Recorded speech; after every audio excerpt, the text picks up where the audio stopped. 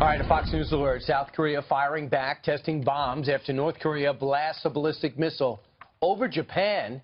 It forced people of Tokyo to evacuate and take shelter underground. Yeah.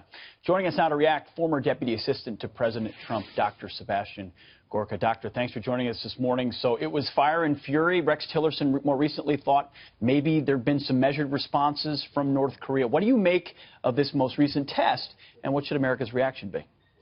Well, Peter, this is perhaps the most provocative missile launch North Korea has executed. There have been 3 missile overflights of Japanese territory. There was one in '98, there was one in 2009. This is the 3rd, but the big difference here is that this is a military ballistic missile. Those prior 2 missiles were for payload delivery of satellites. So this is again ratcheting up provocation in a way we just don't need on the peninsula. And the fact that China has already, through its foreign minister, made a statement about unnecessary provocation tells you just how concerned even China is about this latest launch by North Korea. Dr. Gorka, isn't this the same path that missile would take in order to hit Guam, in order to hit the U.S.? Well, look, it only flew 1,600 miles. The question is how far, how good is their technology to reach out to Guam? But the point is clear. They've made statements. They've threatened Guam. They constantly threaten the United States. This isn't just about intimidating Japan, one of our key allies in the region. This is also about sending a message to the United States. We know that he had a 40-minute conversation with the president of Japan. What are his options? I mean, why can't we, with missile defense, knock one of these out of the sky, being that we're in control of it? We basically give it to the South Korea and give it to Japan. Yeah, so I'm not at liberty to talk about the discussions we had with South Korea when I was inside the White House, but missile defense is a topic that, of course, came up with the government of South Korea.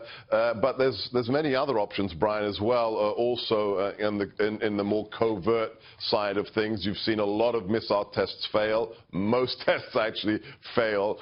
Sometimes there may be reasons beyond just the incompetency of North Korea for those missile tests.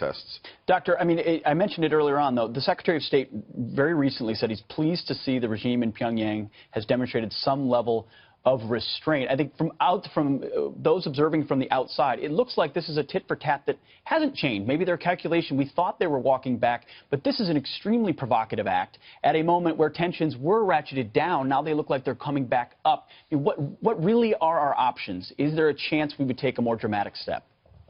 Look, the president has said repeatedly he takes no options off the table. His determination with the use of force not only in Afghanistan but in Syria means that these things are not out of the question. But we don't wish to escalate. North Korea is the escalatory side of this equation right now. We have all kinds of options. We are very close with Prime Minister Abe on these issues. But again, because of proximity, because of leverage, it is always going to return to the question of how does China react, and the words that are coming out of Beijing right now are very, very, very strong.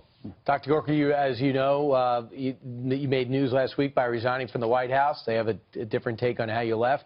I'm looking right now at, you have Gary Cohn, who said something very critical of the president in a magazine story. And then you have the Secretary of State separate himself from the president when it came to his stance on Charlottesville. Are you surprised they still have a job? Look, Brian, I don't like, having been the brunt of them for 7 months, I don't like to feed the palace intrigue stories. I'll allow the words of Gary Cohn and Rex Tillerson to stand for themselves. The fact is that, you know, my resignation letter is out there in full now as of last night. You can read the reasons for why I resigned. And one of the reasons is that, you know, the MAGA platform, the Make America Great Again platform that brought us into the White House, there are a lot of people in that building who really don't agree with it and weren't associated with it. And that's why I left, so we can support the president from the outside, because that's why he was elected. And he's not going to give up. The question is, the other people around him going to support him? At least the people on the outside, like myself, Steve Bannon, we are going to support him to the fullest. Doctor, your resignation letter was very strongly written. You wrote this. You said, regrettably, outside of yourself, meaning the president, the individuals who most embodied and represented the policies that will make America great again have been internally countered, systematically removed, or undermined in recent months. This was made obvious as I read the text of the speech on Afghanistan, where radical Islamic terrorism wasn't used. You already mentioned Steve Bannon, other members of the National Security Council. How concerned are you that this is a president surrounded by some people who don't share his agenda? I am concerned, and that's why I resigned. I mean, it was the greatest honor of my life to serve for the president as a politically commissioned officer inside the White House. But the president reached out to me after I resigned on Saturday. He thanked me for my service, and he also said, I am sticking to the agenda. He is sticking to his agenda, and he wants me to help him from the outside, especially in the media, to support him. And that's exactly what I'm going to do. The president is a fighter. He's not going to give up. Right. Sooner or later, the right people are going to be around Dr. him. Gorka, what's going on with all the infighting and with the leaking? Do you know who's leaking? Again, I don't like to give in to the palace intrigue stories. I think in many cases, they're kind of tactical leaks against people you don't like at the high level. The really damaging stuff, the 125 national security leaks in the first 6 months, as far as I'm concerned, those are coming from Obama holdovers. We have a massive amount of holdovers who do not agree with this president and don't understand that as a government civil servant, you serve the president, not your own agenda. That's what I think is the source. They should leave those desks empty rather than just have bodies that are agreed. Different. Did you tell the president, sorry to interrupt you, but did you tell the president when you talked to him on Saturday exactly what's going on, what you observed that he might not be aware of? No, we talked about the future. We talked about the message I got from the president was about the future. He wanted me to support him. I returned that because I said I believe in the president and we are going to support him. Great.